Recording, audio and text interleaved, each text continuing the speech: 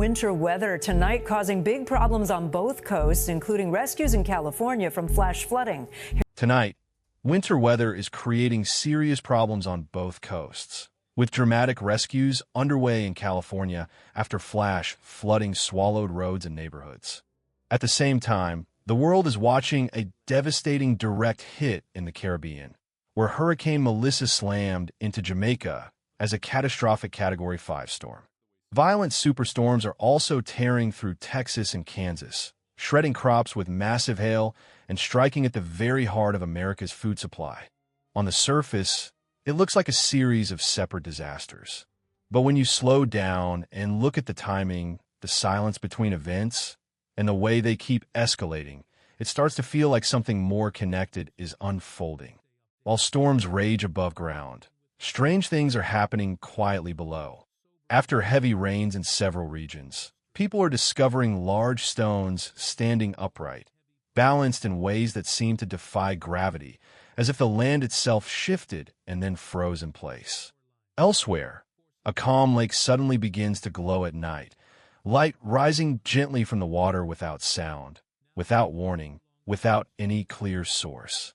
Beneath cities across the nation, sinkholes and landslides are opening where there were no earthquakes, no storms, no alerts. Streets that looked solid one day give way the next. These events don't feel random. They feel linked by timing, restraint, and an unsettling sense of purpose. Scripture warns that before the end, the earth itself would speak, not always with thunder, but sometimes with quiet signs that demand attention. So the question becomes unavoidable. Is the ground now testifying? Or is this a final call to wake up before something much greater arrives? Across large portions of the United States, powerful winter storms formed with very little warning. What started as unstable weather quickly turned into widespread disruption. Heavy rain flooded low-lying areas. Snow piled up rapidly in higher elevations. Rivers rose, roads closed, and entire communities were placed under emergency alerts within hours. Daily life didn't slow down gradually. It stopped. Travel was cut off. Shelters filled. Emergency crews struggled to keep up as conditions worsened faster than expected. These weren't slow-building storms that gave people time to prepare. They arrived hard and fast, affecting huge areas all at once. What makes that especially concerning isn't just the strength of the storms, but where they hit. These systems swept through key agricultural regions, major transportation routes, and dense population centers, places that support food production, supply chains, and everyday life. When severe weather strikes all of those areas at the same time, the impact goes far beyond local damage. In the Bible, famine doesn't begin when shelves are empty. It begins earlier, when the land itself can no longer be relied on. Scripture often describes this phase as a warning, when the earth shows stress before systems finally fail. The land weakens first. The collapse follows later. Storms and winter weather aren't new. They've always existed. The real question isn't whether storms will happen, but why disruption is spreading across so many critical regions at once. When the foundations that sustain a nation begin to weaken together, it forces a deeper question. Is this just a natural cycle, or is the nation's stability being tested right now? After the storms, another sign appeared, and this one arrived in complete silence. Late at night, in a quiet place, a body of water that had been dark and still suddenly began to glow. The light didn't come from the sky. There was no lightning, no reflection from above. Instead, it rose slowly from within the water itself, spreading gently across the surface. There was no sound, no explosion, no wind. The water stayed calm as the light appeared, steady and controlled, lasting long enough to be clearly seen. It didn't flicker or vanish instantly. It stayed, almost as if it wanted to be noticed. What makes that moment even more striking is how people reacted. No panic, no screaming, no running. Those who witnessed it stood still, watching in silence. Many later said it didn't feel frightening. It felt deliberate, quiet, heavy, impossible to ignore. In the Bible, water often represents the deep, the unknown, the place that existed before creation was fully formed. Light rising from water mirrors the very beginning of Scripture, when light came before anything else. Before judgment, before separation, light came first to reveal, to expose what was hidden and give time to understand. After storms shake the land and disrupt daily life, this silent light appears without force or threat. So why now?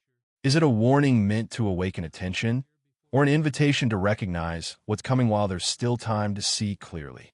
Following periods of intense rainfall, people began noticing something else. When the water receded and the land settled, heavy stones were found standing upright. These weren't small rocks. They were large, dense stones, balanced vertically as if placed with care. There were no signs of machinery, no footprints, no disturbed ground. They were just there, unchanged and unexplained. Stones are meant to lie flat. Seeing them standing disrupted something deep and instinctive. It didn't look chaotic. It looked intentional. In Scripture, stones are never meaningless. They serve as witnesses, markers, reminders. Altars were built from stones. Boundaries were marked by stones. When stones stand, they don't shout. They remain, pointing silently to something that matters. That's why this image carries weight. Stones don't rise on their own. When they appear standing, it suggests a moment meant to be remembered. The rain has passed. The land is still. Yet the stones remain upright, asking a quiet but unsettling question. Is this just rare geology, or is creation beginning to testify without words? Then, just days later, another image spread across California. A massive 20-foot oarfish washed ashore, its silver body glowing faintly, blood slowly seeping into the sand. Locals already shaken by recent weather couldn't help but call it what folklore has named it for centuries, the death fish. Social media exploded. What seemed like an isolated event became a national conversation. Scientists explained that pressure changes or seismic shifts could drive deep-sea creatures to the surface. But in biblical context, the sea has always meant more than water. It reflects divine activity. Before the 2011 Japanese tsunami, oarfish were seen near shore. At the time, many dismissed it as coincidence. Looking back, it feels harder to ignore. The sea speaks when it stirs. It speaks when it calms. Joel wrote of God's great army moving through the land. Could the oarfish be more than an anomaly? A herald of something larger? As it lay still, its massive form felt like a silent witness.